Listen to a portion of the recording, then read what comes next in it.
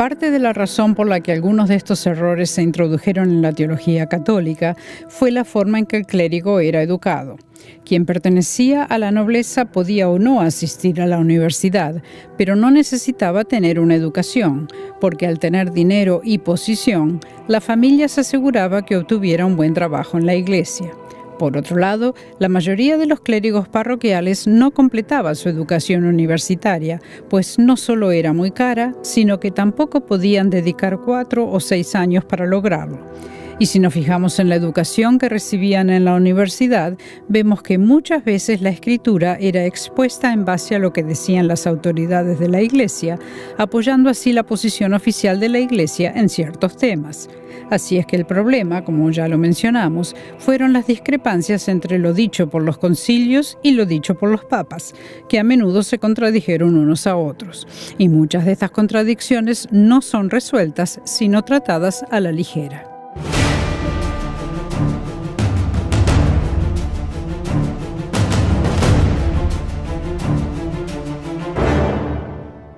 Hasta este punto en la historia, vemos que fueron sembradas las semillas de nuevas doctrinas que continúan surgiendo y evolucionando.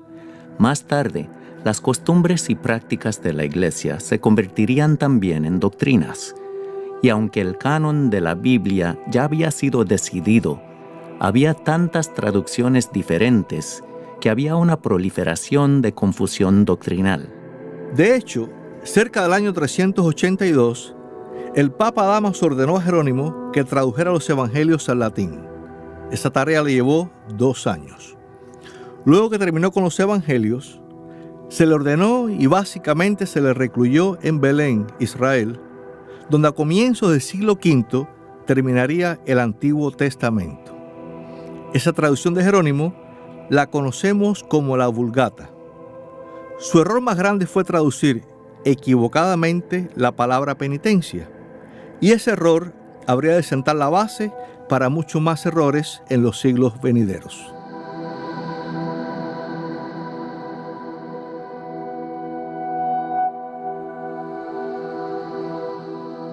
En el Concilio de Calcedonia del año 451, el documento El Tomo de León del Papa León el Grande fue muy importante en la confesión de la visión ortodoxa y católica de las dos naturalezas en Cristo. Sin embargo, en ese documento León también afirmó su poder y la primacía de Pedro sobre otros obispos. Y cuando el tomo de León fue aceptado, los padres dijeron: «Esta es la enseñanza de los padres. Pedro ha hablado a través de León», aumentando así el prestigio del Papa. Y con el tiempo seguirían extendiendo ese poder y haciendo reclamos aún mayores.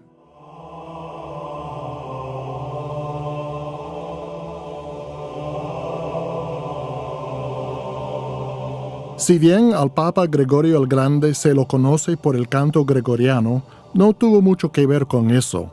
Lo que sí se desarrolló bajo su administración fue la intercesión por los santos y el purgatorio. Esto es lo que ocurrió. Resulta que se descubrió que un monje que se había unido al monasterio se había quedado con 3 monedas de oro. En sí no parece mucho, pero es algo muy grave, porque para convertirse en monje se toman varios votos, siendo uno de ellos el de la pobreza. Así que quedarse con 3 monedas de oro era una violación muy grave de la promesa de votos de pobreza que había hecho. El monje se enfermó, pero Gregorio no permitió que nadie lo cuidara. Y cuando se murió, su cuerpo fue tirado junto con un montón de basura. Esto fue algo muy duro, y el Papa Gregorio terminó sintiéndose mal por ese pobre monje. Pero su conciencia no lo dejaba tranquilo, pues le preocupaba que el monje estuviera sufriendo los fuegos del purgatorio. Así que 30 días más tarde fue al monasterio y autorizó a que hubieran 30 días de misas en su nombre.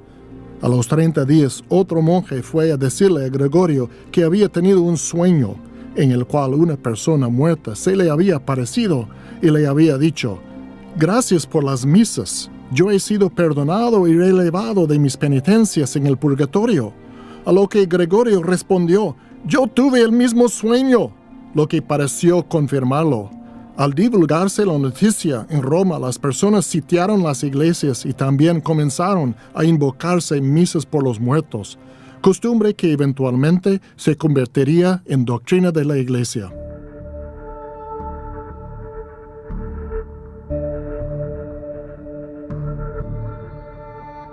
Alrededor del año 831, en lo que hoy es el norte de Francia, un monje y predicador conocido como Pascasio Ralberto escribió un tratado titulado Sobre el cuerpo y la sangre del Señor. Fue el primer tratado completo sobre este tema en la Iglesia occidental. Ralberto estaba muy interesado en confesar la verdad del cuerpo y la sangre de Cristo en el sacramento y de identificarlo con el cuerpo y la sangre históricos de Cristo en la cruz. Al hacerlo, habló de cómo Dios y su palabra tenían el poder de cambiar su creación. Dijo que el pan y el vino eran cambiados en el cuerpo y la sangre de Cristo, pero habló del pan y vino como figuras. Esto dio lugar a que algunos pensadores medievales hablaran del cambio del pan y el vino en el cuerpo y la sangre de Cristo, pero identificando el pan y el vino en sí mismos como características meramente observables. En definitiva, en la doctrina de la transustanciación, los maestros dirían que la sustancia del pan y del vino era cambiada en el cuerpo de Cristo, y todo lo que permanecía eran los accidentes, las características externas. Apenas parecía ser pan y vino, pero en realidad eran el cuerpo y la sangre de Cristo. Pero la idea de lo que hoy llamamos transustanciación no fue realmente formulada hasta los siglos XI y XII, y recién se popularizó y convirtió en una enseñanza prevalente en la Iglesia Católica en el siglo XIII. Más tarde, durante la Reforma, esto habría de provocar divisiones. Martín Lutero confesó que eran el verdadero cuerpo y sangre de Cristo, pero que también eran pan y vino. Es decir, que en la unión sacramental era el cuerpo y la sangre de Cristo en, con y bajo el pan y el vino. Por otro lado, otros reformadores como Zwinglio dirían que simplemente representaba el cuerpo de Cristo y que no ocurría ningún cambio real.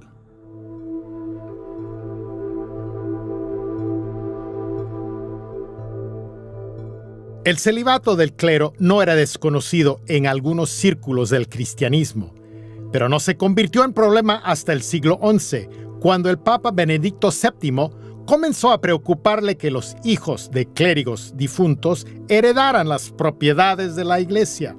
Unas décadas más tarde, el Papa Gregorio VII fue a la ofensiva contra el matrimonio del clero, aunque las Escrituras no prohíben el matrimonio a los líderes de la Iglesia.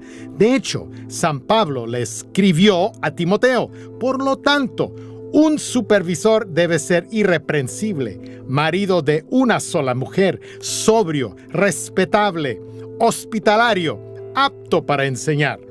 En el año 1139, el Segundo Concilio de Letrán, al cual asistieron cerca de 500 obispos, prohibió oficialmente la ordenación de cualquier hombre que fuera casado. Y así el celibato del clérigo se convirtió en ley canónica.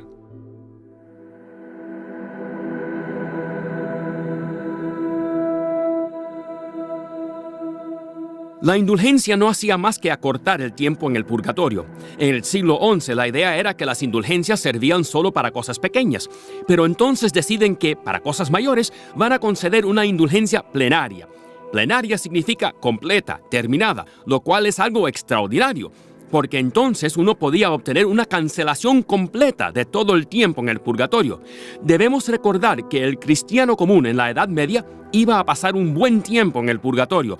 Así que la idea de poder obtener un pase libre que garantizaba no pasar tiempo en el purgatorio era algo fantástico. La primera indulgencia plenaria fue otorgada por participar en las cruzadas, algo muy significativo, pero con el tiempo pasaron a ser otorgadas un poco más liberalmente, más como una retribución por haber hecho algo significativo por el bien de la Iglesia.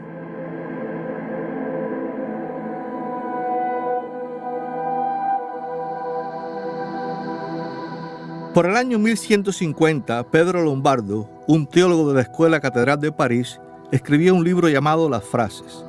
En él explicó lo que creía eran los 7 sacramentos y formuló lo que luego se convertiría en la parte más importante de la teología católica romana de fines de la Edad Media, que es que los 7 sacramentos dan gracia a los cristianos para vivir una vida santa y llegar al cielo.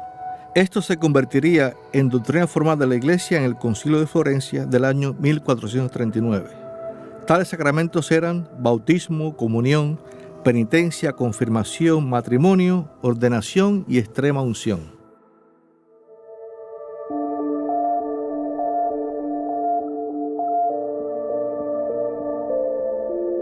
Aunque desde el siglo I habían existido las oraciones a María, la Madre de Jesús, no fue hasta el año 1214 que el rosario entró en escena, cuando Santo Domingo de Osma dijo haberlo recibido de la Virgen María para usarlo para convertir a los pecadores. Por lo tanto, el rosario se puede rezar para uno mismo o para alguien en el purgatorio. El rosario incluye cuentas para el Padre Nuestro, el Credo Apostólico, el Gloria y el Ave María.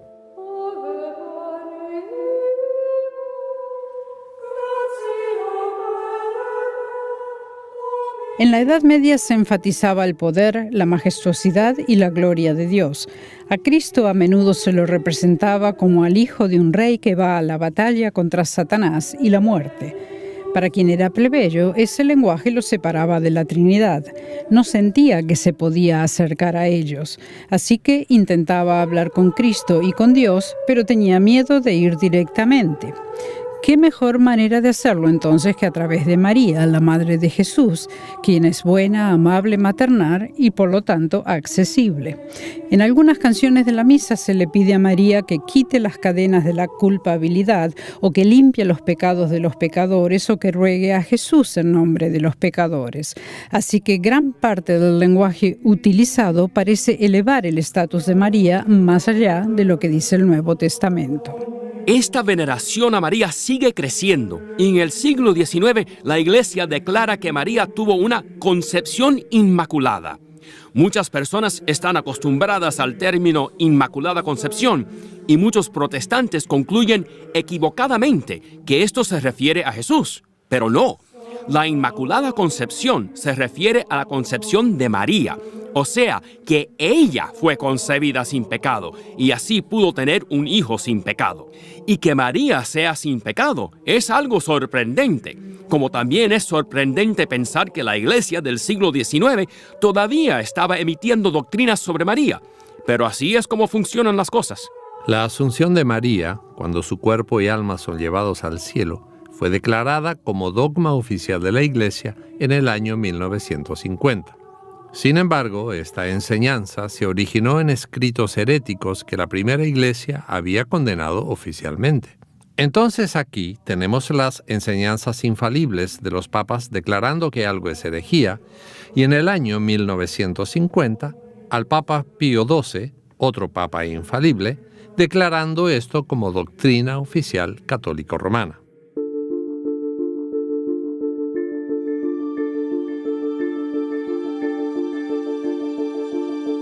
La confesión privada de los pecados ante un sacerdote se practicaba en muchos lugares, pero en el año 1215, el Papa Inocente III hizo oficial que todas las personas debían confesarse en privado ante un sacerdote al menos una vez al año.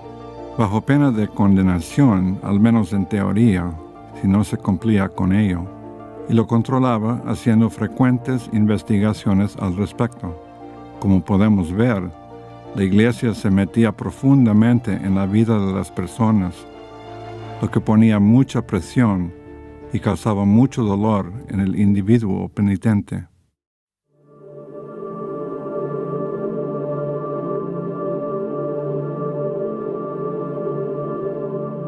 En el año 1230, el teólogo Hugo de Sancher propuso una enseñanza llamada el Tesoro de Méritos, que decía que Cristo en su muerte salvadora y los santos en sus vidas santas habían producido una abundancia de méritos santos que la Iglesia ahora poseía. Más tarde, en su bula Unigénitos del año 1343, el Papa Clemente VI declaró esto como un dogma llamado ahora el Tesoro de la Iglesia.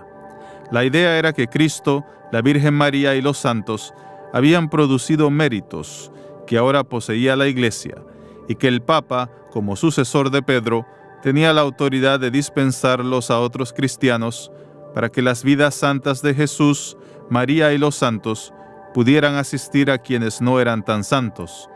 La Iglesia poseía ese tesoro de mérito, Y como la iglesia poseía el oficio de las llaves y Pedro ocupaba ahora el lugar de Cristo, podía distribuir esos beneficios a otros. Lutero escribiría en las 95 tesis: ¿por qué el Papa, en nombre del amor y de las almas que allí se encuentran, no vacía el purgatorio? En otras palabras, si el Papa tiene control sobre el tesoro de méritos, ¿por qué no vacía el purgatorio?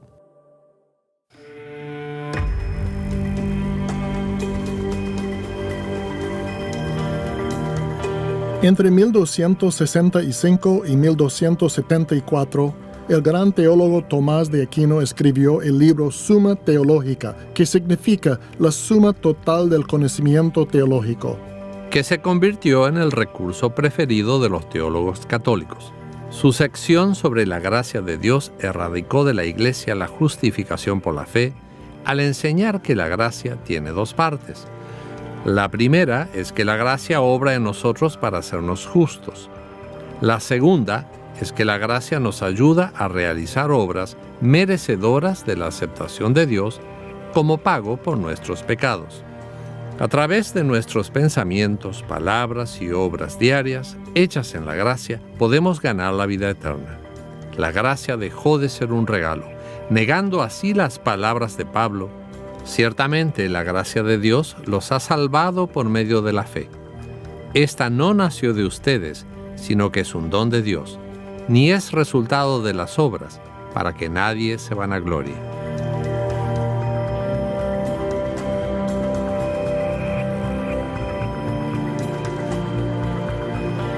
Si bien la idea del purgatorio ya había existido por un tiempo, en el año 1274, el Segundo Concilio de León declaró el purgatorio como una doctrina de la Iglesia. El purgatorio no es agradable. Esencialmente es el infierno con una fecha de finalización. Ahí no se pasa bien. No se está perdiendo el tiempo, sino sufriendo. Y una vez que se recibe la sentencia del purgatorio, ya no hay salida. No existe la posibilidad de una reducción de sentencia por buena conducta. La única manera de salir es si alguien en esta vida interviene por uno orando, ofreciendo una misa o pagando para que alguien haga una misa por uno. Así fue como esto se convirtió en una mina de oro, al igual que la premisa que uno podía pagar para sacar a sus seres queridos del sufrimiento. Todo eso funcionó maravillosamente para financiar los proyectos del Papa.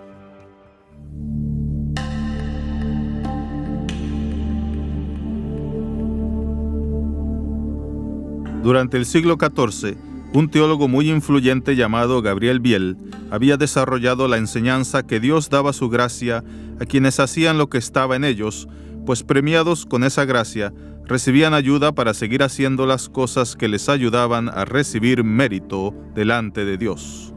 La teología de Biel fue la que Martín Lutero aprendió en la Universidad de Erfurt, y las afirmaciones que uno tiene que hacer lo que está en uno y que debe dar el primer paso para recibir la gracia de Dios fueron unas de las más penosas palabras para Lutero. En esencia, lo que Biel hizo fue convertir el regalo de la gracia en un sistema de justicia, en el cual uno es recompensado con la gracia y aceptación de Dios según su comportamiento. Así, Dios nos recompensa con su favor solo si nos esforzamos y lo merecemos. Así es que durante los próximos 250 años, las doctrinas que habían evolucionado se fueron arraigando en la Iglesia Católica y en sus miembros. Para el 31 de octubre de 1517, la Iglesia se había alejado tanto de las enseñanzas del Nuevo Testamento que parecía que estaban leyendo una Biblia diferente, y de alguna forma así era.